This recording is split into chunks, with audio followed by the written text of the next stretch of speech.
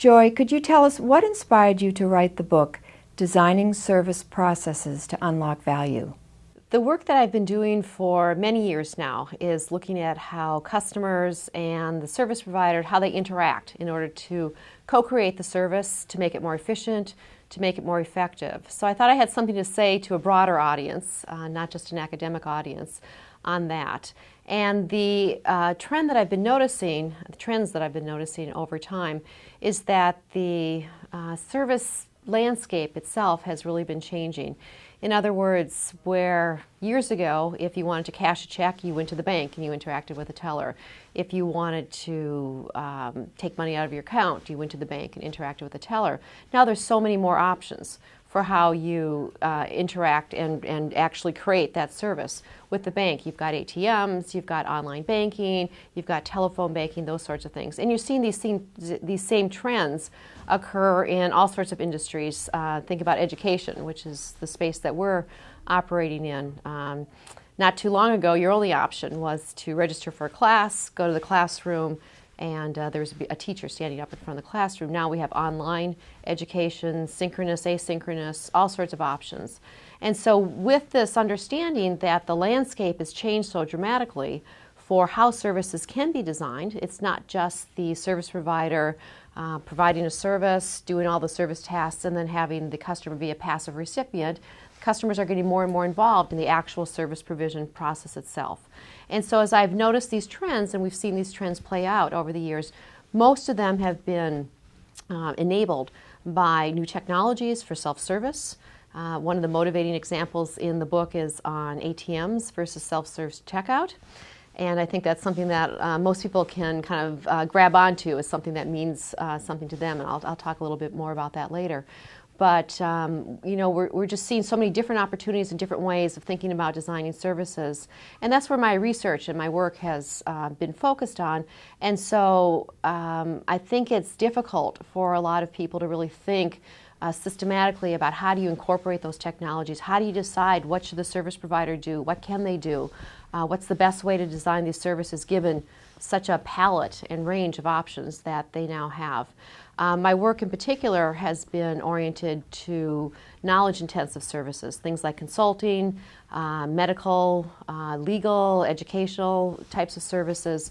And it turns out that some of the conventional wisdom about how you design those services really isn't accurate, or at least isn't necessarily optimal to having the best designed services for efficiency and for effectiveness. So given all that, given what I've been working on for all these years, I felt this was something that I wanted to share with a broader audience, in particular with managers, people who were designing service processes, who were trying to make their own processes better to deliver better quality, better value with the customers together in order to have better outcomes. So I start off the book with an introduction of some of these new trends, these new technologies, things that most people are familiar with, things like kiosks that you see at the airports, ATMs that a lot of people use for banking, self-service there.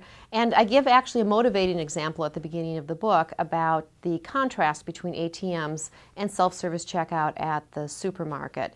And ATMs have been a technology that have been widely adopted and widely accepted by customers, as opposed to the self-service checkout that you really don't see the same level of adoption. And so this helps frame the book and frame what I'm going to eventually say about how do you think about designing service processes through a comparison and contrasting of those two different technologies, one of which has been successful and one of which has been less successful.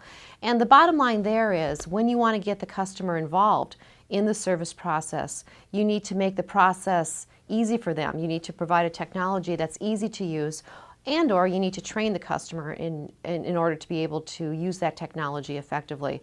After all, a customer as a participant in the service process, they're not like a service provider. They haven't been trained, they haven't had experience, they don't do it every day.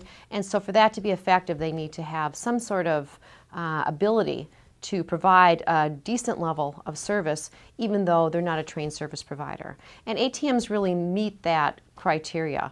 In terms of the benefits and the costs associated with that, from the customer's perspective, 24-hour availability, convenience. They can do their banking outside of normal banking hours. That compensates them for the labor that they do as part of their self-service in terms of banking services. On the other hand, if you look at how an ATM is designed, the ATM doesn't let you do every banking service. The ATM only allows you to do the simple and straightforward banking services, the one that a customer really can do. What's also good about ATMs is that the customer is able to do the types of processes that are enabled by the ATM. If they need to do something more complicated or they need to do something that involves security, they'll have to go into the bank. And so it's been a great tool for introducing self-service in that space, in the banking space, because it's absolutely designed to let customers do what they're able to do, let them do it when it's convenient, let them do it 24/7. And so from the customer's perspective, it's been extremely beneficial.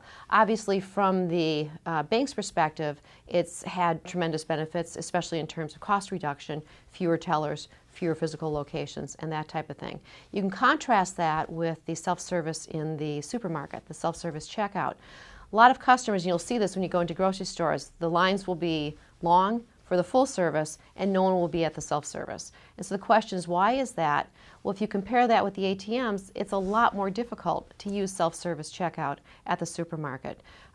The processes themselves are designed to make the customers their responsibility for security, their responsibility for theft, these types of things, and oftentimes the technology isn't as reliable as the ATM technology, and many customers find it a very stressful experience to try to use the self-service checkout. They don't enjoy it. They don't feel that they're very fast. They're worried about the person behind them, having those people hung up while they're continuing with this process. And so as a result, it's been a technology that, while it could be beneficial to the grocery store or the grocery store chain in the same way that ATMs are beneficial to banks, they're really not. And because the customers really don't want to use them, or a lot of customers don't want to use them, not enough to make them economically positive for the grocery stores. So I take that example and I use that to motivate a lot of what I'm going to say in the rest of the book, which is looking at how has technology really changed how the customer and the service provider interact and how services are designed and delivered. Another big trend in this area is the ability for companies now to collect a lot of data and a lot of detailed data about their customers in order to not only use it for marketing purposes, but to use it to better design the service process to meet the needs, more personalized, more individualized needs of the customers. And so I take those concepts, I introduce a number of examples of those self-service kiosks, big data types of data collection by retailers where they're learning more and more about the customers. How can they provide services better, more individualized to the customers themselves? And how do you then integrate those elements, those opportunities to redesign services to better match the needs of the customers, the capabilities of the service providers, increase the capabilities of the customers to actually do self-service, and therefore unlock value, which is in the title of my book, Unlock Value, that's greater than what had been delivered with previous ways of designing services. I go on to then develop a framework that allows people who are thinking about designing these services or redesigning services to systematically take into account the benefits and the costs of every design decision, including the incorporation of technologies. Turns out that for a lot of these technologies, going back to the supermarket, the benefits were fairly straightforward from the supermarket's perspective. We can have less cashiers if we can get more people to use the self-service. What they probably didn't fully take into account were the costs from the customer's perspective, the cost of their time. It takes about 50% longer for a customer to check out, given the same number of groceries, than it does for a cashier who's trained and who does this all day long. They don't take into account the customer's unease with the process, their lack of familiarity with the process, and maybe the fact that they just don't really want to do it. Maybe they would just rather have full service. And so the framework that I provide really drives people who are thinking about how to design these services in a direction that helps them to account better for all of the benefits and all of the costs, not only the tangible ones, but the intangible ones as well. With this whole ability to collect so much data about customers, there's issues about customer privacy. There's issue about sharing that data, about inadvertently giving that data away, right, through hacking and various things like that. And so you need to account for all of these benefits, potential benefits, as well as these types of costs in this way of thinking about designing services. And then I move into talking specifically about knowledge-intensive services. And when I talk about knowledge-intensive services, what I mean are services where the primary tasks and the primary products are really information-based, either the information itself or information flows. And so it turns out that when you think about designing those services, they're a little bit more complicated than the types of services I've been talking about so far. Oftentimes with knowledge-intensive services, you have a situation where while you try to, you can't necessarily define what the service need is going to be up front. You see this happen a lot when, say, people go to their doctor's office and the doctor's asking questions and the patient is trying to provide relevant information, but they don't necessarily know what is relevant for the doctor to make a diagnosis. And so you have issues not only with processing this information, but the transfer of information from one party to the other, from the service provider to the customer and from the customer to the service provider. And so typically when thinking about how to design those processes and who should do what, should the customer do more of the work, or the patient do more of the work, or the client do more of the work, typically people's thinking about designing those services have been limited by the understanding or the belief that it's much more efficient for the service provider to do the work and it'll be much higher quality. Well, that doesn't take into account the additional cost of transferring the information from one party to another. And you're seeing new technologies out there that just make it easier and easier for service providers and customers to work together more effectively to deliver these types of services. And so you're seeing technologies for patients to do a lot of their own treatment and even partially diagnosis of their own conditions, especially with chronic conditions. So for asthma, for diabetes, much of what you used to go to the doctor's office for, you can do in your own home. And so those technologies create a lot of benefits for the patients. You don't have to keep going to the doctor's office. You get to do these things in the privacy of your home and those sorts of things as well. And so the problem, though, had been how can you train a patient to do a good job, the same good job that would happen if you were in the doctor's office. And so as these technologies evolve and get better and better, you're seeing more opportunities to allow patients to do things that doctors used to do and would only do previously. In other types of domains, legal services, right? You certainly want to hire a lawyer if you've got a very serious problem, but you're seeing in every state on government websites forms, name change, relatively simple types of things like that, enabling self-service for customers to do some legal types of jobs themselves. So moving and opportunities to move many of the things that used to be only the domain of the service provider to the customer or client or patient themselves. And so what we found that was interesting, that's very different from, I think, the conventional wisdom about these types of services, is that typically the customer does too little. Traditionally, the way we've thought about services is that services need to be done by the trained service provider. And in particular with knowledge-intensive services, that would be the case because they are the experts, they have the education and that type of thing as well. And so the customers or clients or patients would underinvest their efforts. They just wouldn't do enough to help improve their health or to provide sufficient information to well structure a consulting engagement and that sort of thing. And so what we found is that if you push more of this work back to the customer and less of the work to the service provider, you end up with a better result, a more efficient, a more effective service provision.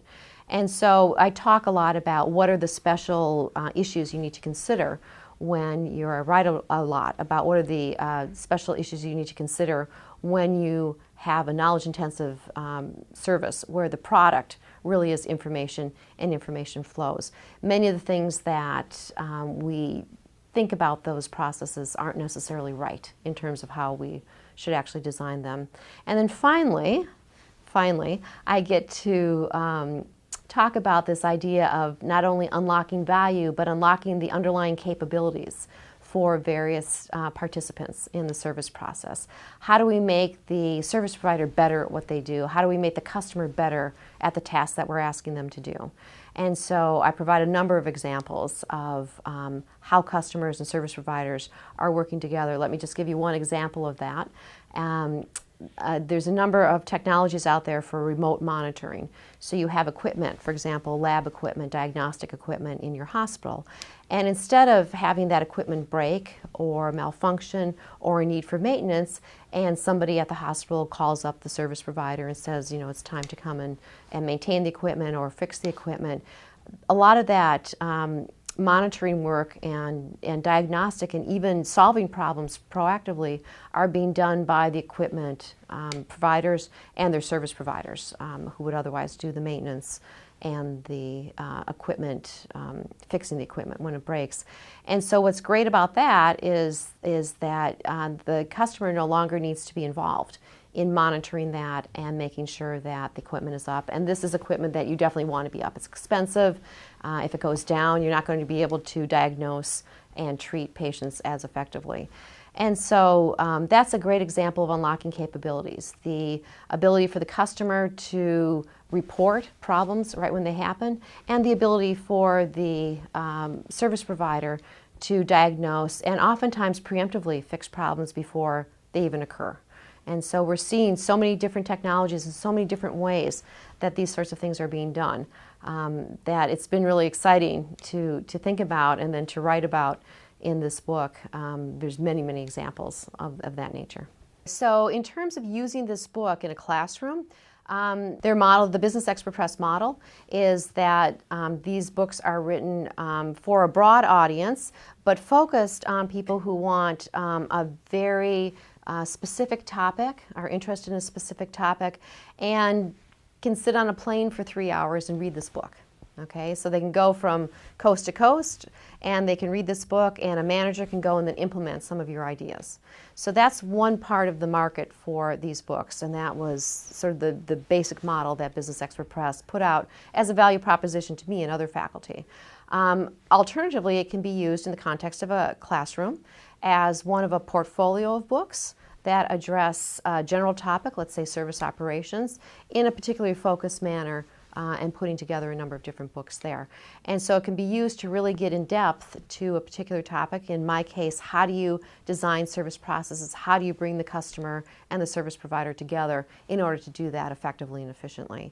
And so it certainly can be incorporated into a class about service operations, even operations in general, or even just a service course in more generally in marketing or a combination marketing operations type of course.